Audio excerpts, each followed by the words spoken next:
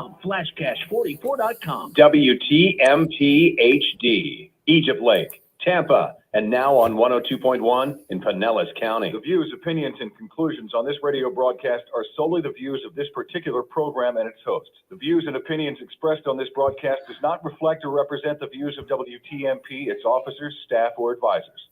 Listen to the Call for Help show with attorney Paul Rebein every Saturday morning at M right here on WTMP. And if you need a personal injury attorney, call the Rebein Brothers PA at 813-305-7285. 813-305-7285. Good morning and welcome to the Call for Help show. I'm your attorney Paul Rebein. With me here in the studio are my co-hosts Robin Lockett, Pastor Brenda Fruster, and Malcolm in the middle. How you all doing? Hey, good morning. Doing great. Morning.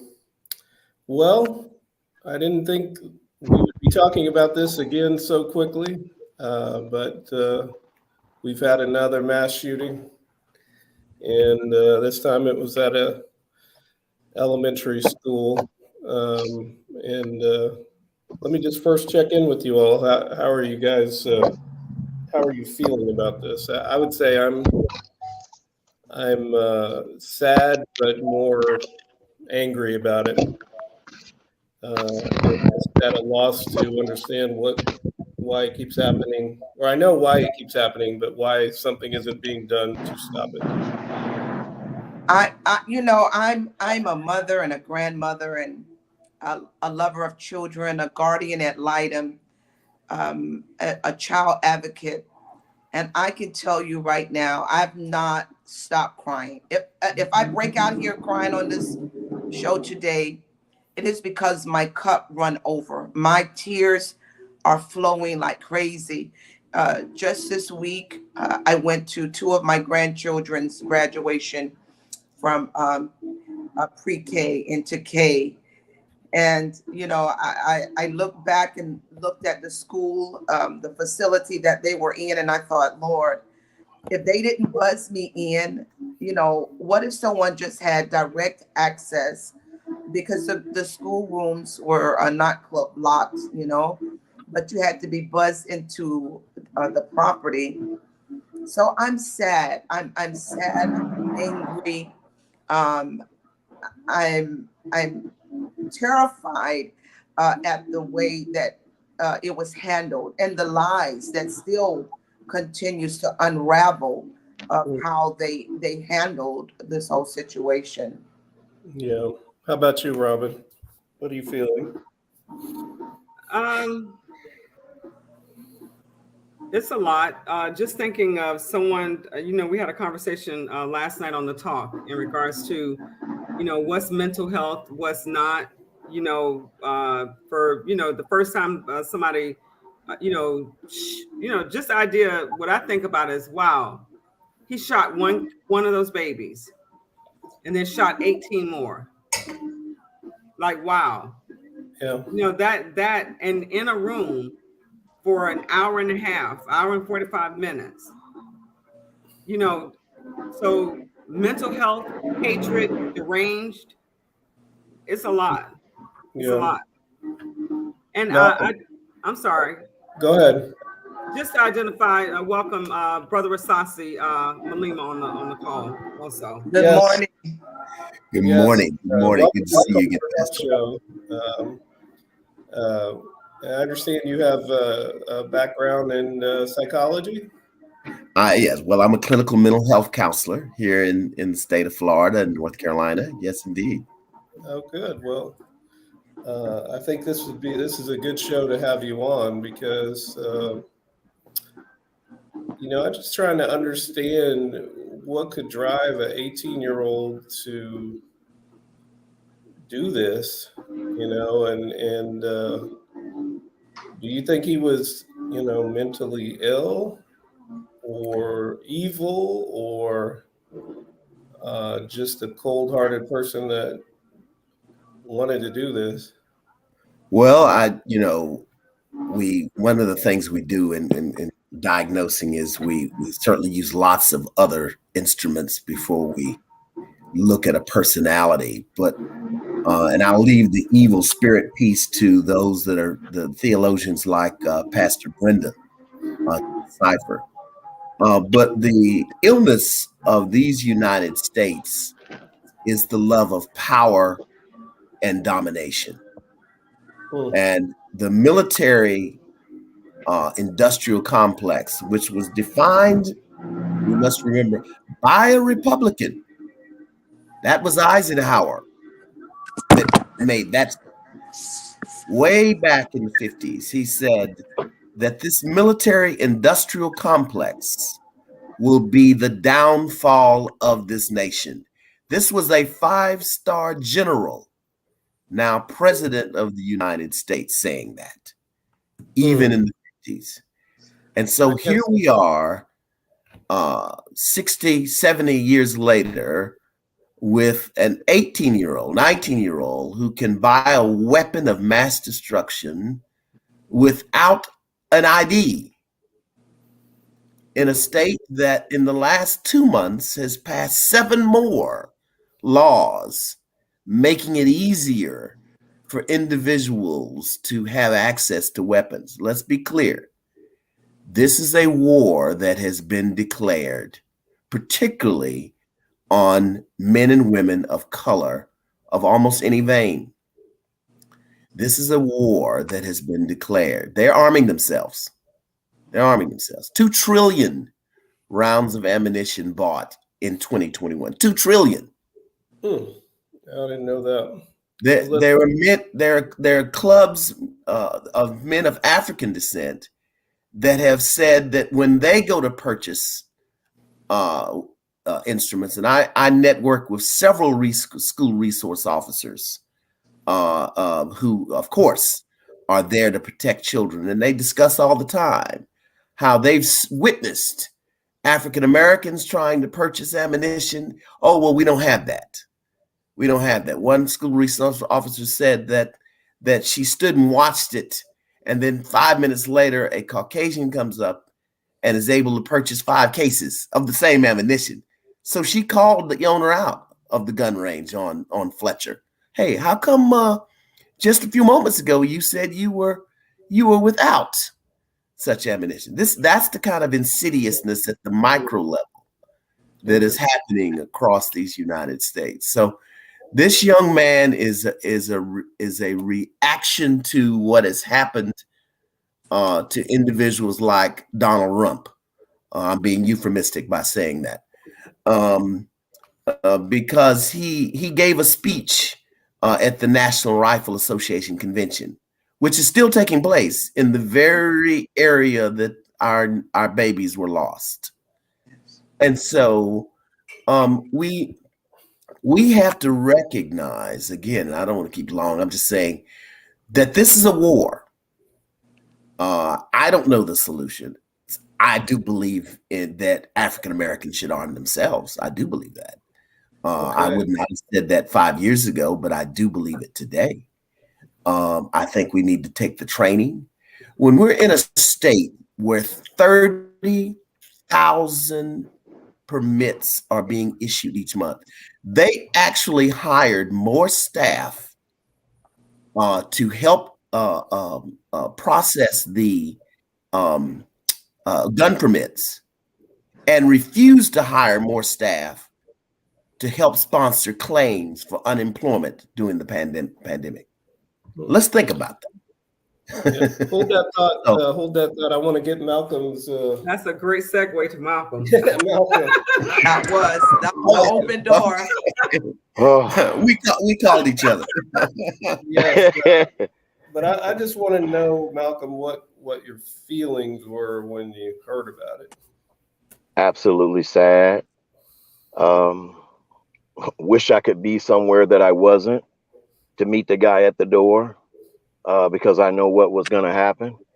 My opinion on this is just evil. I think it's taught.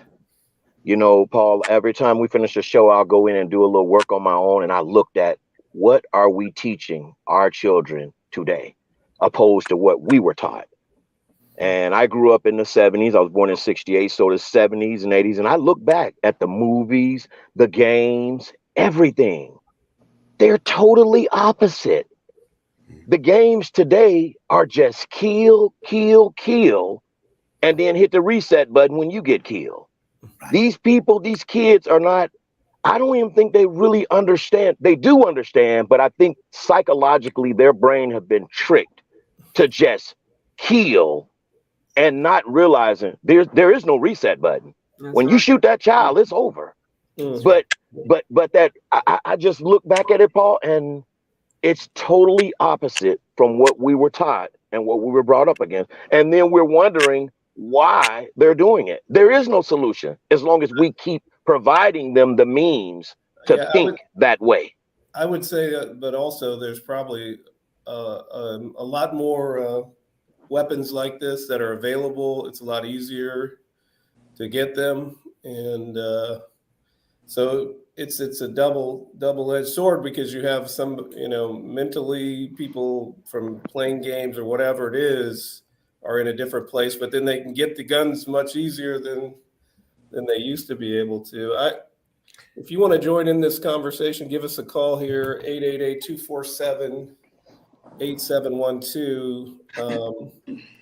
So what can we do to stop this from happening? Obviously, people are saying, number one, ban assault weapons. It's like you can't go out and buy a grenade. You can't go out and buy dynamite or whatever, even though maybe you could use that stuff to protect yourself too. But this weapon is so powerful. You can see the police were afraid to go in there. They had 9 police officers, with, I don't know what kind of weapons they had, but they were scared to go in against somebody with this weapon. That's the darn truth. And what do we? And that's a shame. What is it? What's the need for this? Their solution is to talk about arming teachers. Yeah.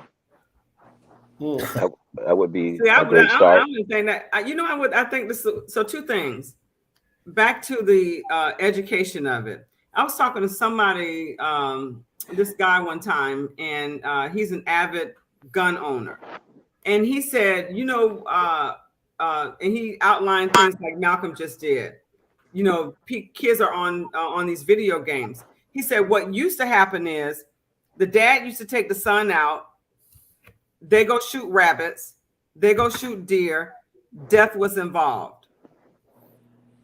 Training the kid that, there's death that was involved. Not for the kid to go to a game and, like Malcolm just said, reset it. And, the person, you start all over again. So that's part of it. In regards to what can be done, I think every location that's vulnerable, and to be honest, that's everywhere, because you can't even go to a grocery store these days. They should spend the money to install metal detectors around the door.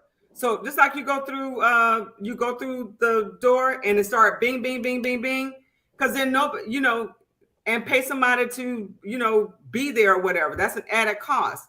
But as far if it protects you more than somebody being able to come in and kill you. But put something around the door, install it around the door, not the things that you have to walk through, but automatic, those metal detectors, and just install those in all the schools. I think every door of the school, and find better locks for the school, because now the school is supposed to be closed. The door is unlocked. Suppose it wasn't a killer. Suppose it was somebody coming to snatch a kid, but my kids aren't safe because the door wasn't locked. So that's a liability issue. But does it really come to that? I mean, how many metal detectors can you put up? You're going to put it how on many? So how many we died? We have 19 kids dead, 31 people in 1 week. Probably more than that if you want to count the single people. Whatever it takes. They can send $1 billion, $3 billion over to Ukraine. Well, this guy, I think, could have walked up and shot the guy at the metal detector and walked right through it. It's like, that's not going to stop somebody from getting in with a weapon like this. I do believe that there needs to be a better security I have said the same thing that Robin is saying now, metal detector. But then, as I process the thought, okay, we get the metal detector at the school, but how far in advance will you be able to get into the school before? Okay, so it goes off, but you're already in the school. So there has to be a better system. That's all that I'm saying. So is that a gun you can hide? Can you hide that gun? Is that a gun that you can hide? We had a 7-year Yes, you can hide it. A 7-year-old went to school with a gun in his backpack. Yes. He went to school with a 7-year-old. Yeah. He goes to school with a gun in his backpack. I mean, there has to be better security systems installed for our children, for the teachers. We love the teachers and the principals. And so, but let me finish this thought here. And the reason I'm saying that is because when we go back and look at this 18-year-old was outside of the school for 12 minutes, and it was on their security camera. You had ample enough time to say, everybody go on lockdown. There's a guy outside. It looks like a gun. We don't know why he's out there. Lock your doors, shut your doors. I don't know. It just has to be something done. Our kids cannot go back to school 2023 without this in place. And I think that there's going to be more homeschools that's going to be on the horizon because parents are afraid, and they have a right. Pastor, we got a caller. Caller, welcome to the Call for Help show. Yes, good morning, Margaret. Hey, Margaret. Seems like people are missing this first part of this situation.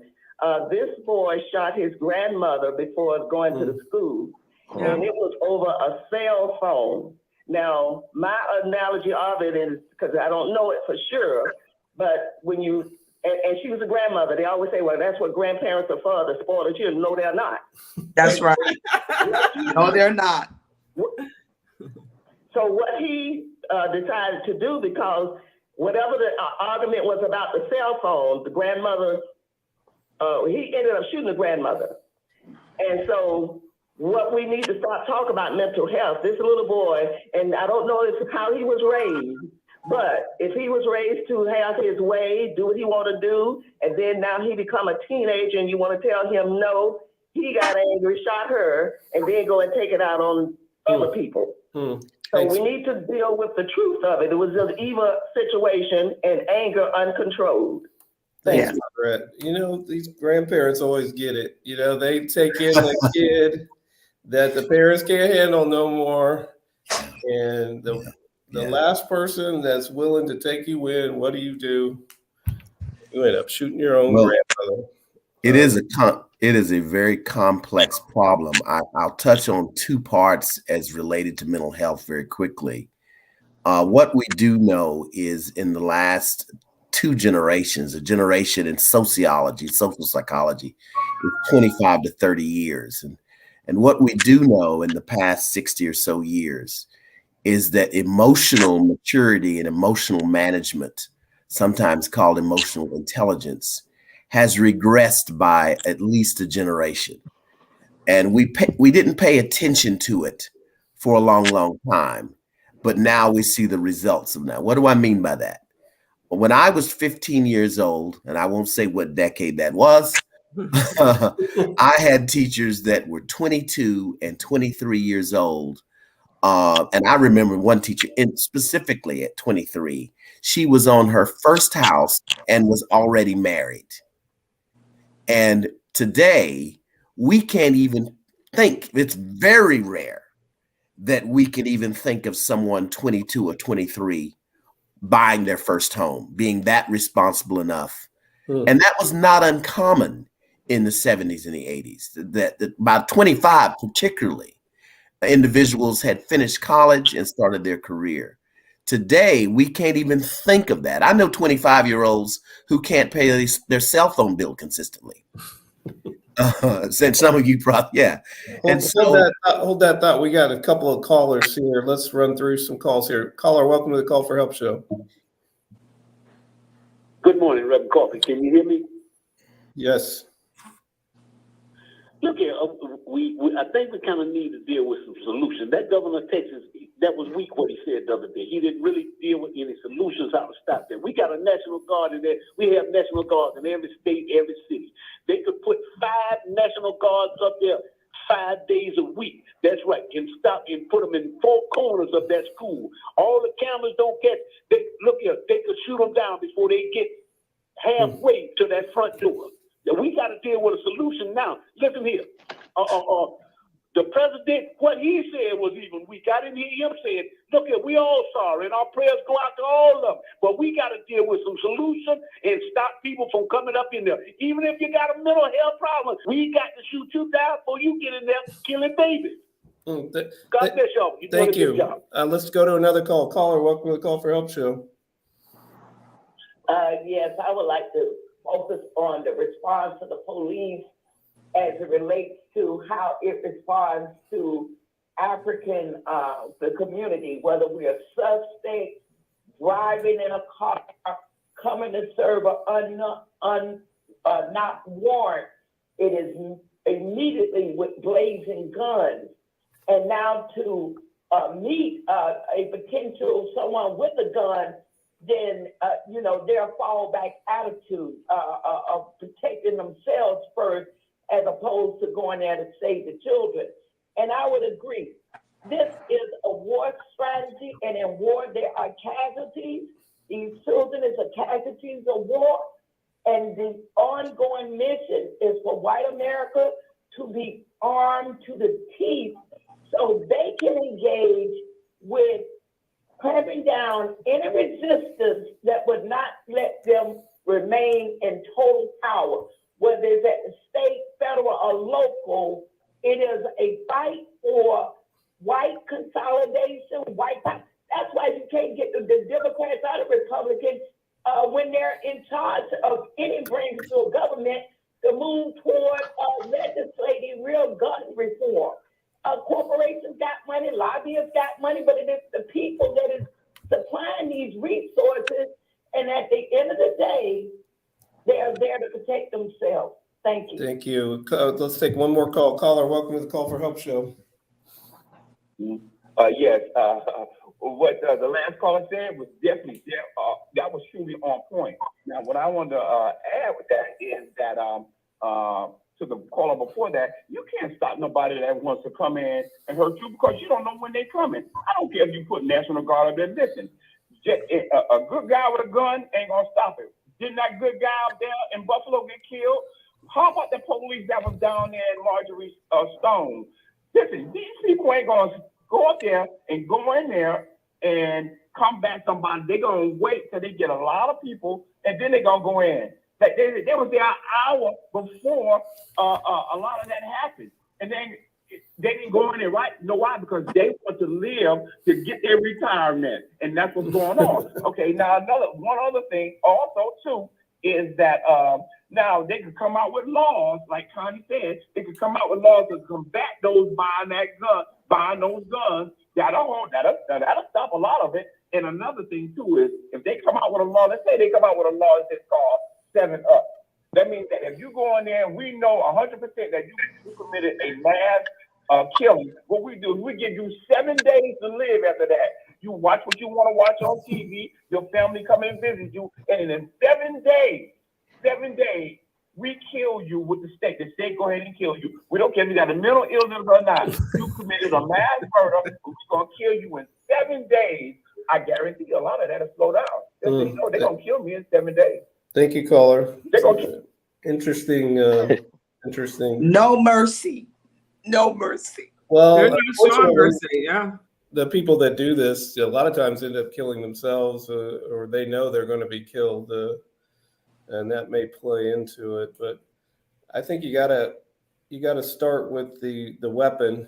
You got to stop selling these weapons, somehow get them off the street. But there seems to be no willingness to do that.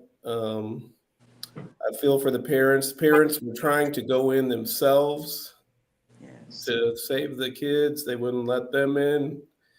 The husband of the teacher who was killed, died like 2 days later from a heart attack. That was just unbelievable. But we can't forget about it and move on to the next one. And you can't have an NRA conference while this just happened. And I saw where a couple of people that were invited bailed out. And I'm thinking, how insensitive can you be? Even though you still want to promote your product, but at the same time, you're talking about a community that is in an uproar because of the weapon that you're sitting here about to have a conference on. I mean, you could have rescheduled it. I just thought that was so insensitive. Like, no care at all. I would have canceled it. So the school districts have to do like what Joe Clark do on Lean On Me did. Was that the movie? Shut everything down. Yes. You have to be on the offense. Yes. Right? While everybody else, the bad stuff happens, you refuse to let it inside your school. But what's going to be interesting about this also is election time. Yeah. What a short memory everyone has. Even what a short memory. Yeah. Right. People say, let's pray. Let's, say have a moment of silence and so forth, and still go vote. The same people that's refusing, because they had their talking points out the same exact day. Yeah. It's not the guns. Because it's happened before and they know it's going to happen again. So you could. So again, you can, the people that really need it, and it's going to continue to happen. So the question is, 9 times out of 10, they're not going to change the gun laws unless we get new people in there, and possibly not even then. But how do we be proactive among ourselves to make sure and demand to make sure that this stuff doesn't happen in where we live? Well, that's a great question. Unfortunately, we are out of time here. Thank you. Thanks to everybody that called in. Thank you to our guests. Enjoyed having you today. And hopefully we won't be coming back to this topic anytime soon, but I guess we need to keep it in focus and address it. So we will see you next week, this time on the Call for Help show. Thank you, guys. Thank you for the invitation. Thank you, Brother It's Rasasi. good having